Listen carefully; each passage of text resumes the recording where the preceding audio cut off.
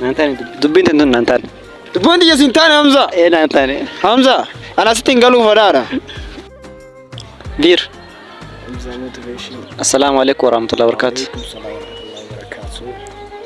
Nagaa. Jirta.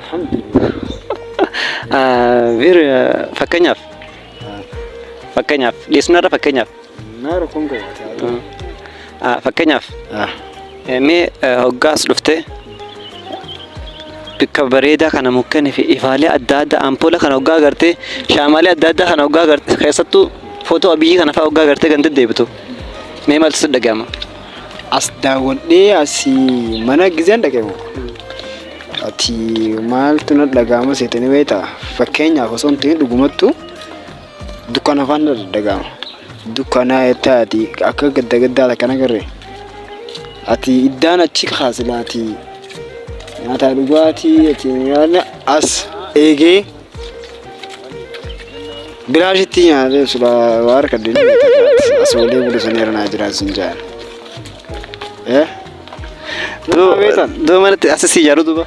Ana sumatti hin galuu fadhaadhaan. Mee kunoo kilaasii hedduu jira laalladhu. Humna lafti bal'aa ulaalee adda addaa jira. Isaa laalladhu. Ana sittiin galuu fadhaan. Galta. Bakka asuma si fuusin nan taane. Viidiyooti jedhanaan hara kantiibaa na ooba. Bakka viidiyoo tana kantiibaa biraan si geenya. Kantiibaa kaaffee takkaallee naa gonoon. Akkas goona. Nama dalagaati jeen.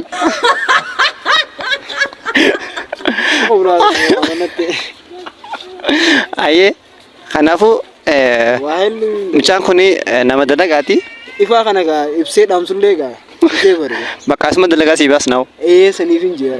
Mee dalagaa tan feetame filadhu ati dalagaan hedduu jira. Ifaa dhaamsu jira. Karaa haa ta'u jira. Uummata karaa deddeebi'u kana agartee akka citaa keessan seenneef. Ilillee akka hin caccabsineef dhorku jira. Horiidha qonqobseenanii namni kan nyaatee sitti himtaan bakka hin beekan. Mee dalagaa tana keessa kan filatte? Dalagaa kana keessa ammooti. Bareedduu takka laalee edenu siimu. Tekstiin argita? Bareedduu takka laalee edenu siimu. Tekstiin argi. Akkasin godha. Akkas godha. Garatoon.